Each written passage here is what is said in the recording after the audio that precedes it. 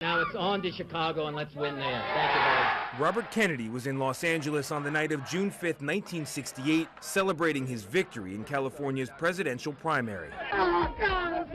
As Kennedy was leaving, he was shot 3 times. He died a day later. 5 others were hit but survived. Police arrested 24-year-old Sirhan Sirhan. He admitted to killing RFK, but said he had no memory of the event. Sirhan was standing in front of Kennedy at the time of the shooting, but an autopsy report found Kennedy was shot at point-blank range from behind.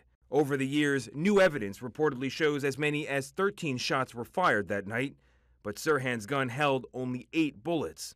That's one reason why many now question Sirhan's guilt, including Robert Kennedy Jr. He tells the Washington Post, "There were too many bullets. You can't fire 13 shots out of an 8-shot gun." Paul Schrade was also shot that night and has doubts.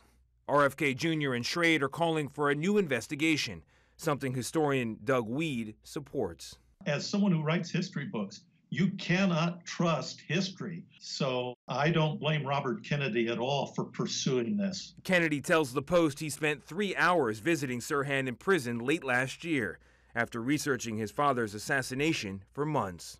"I got to a place where I had to see Sirhan. I went there because I was curious and disturbed by what I had seen in the evidence." Kennedy did not reveal what they talked about, but he came away convinced Sirhan did not kill his father. There is still ample evidence that Sirhan is guilty. He did confess, after all. He had been target practicing earlier that day, and he did take his gun to the venue. Still, as with the assassination of Robert Kennedy's brother, President John Kennedy, we're still debating decades later, and the truth seems to be elusive. Tony DeCopel, CBS News, New York.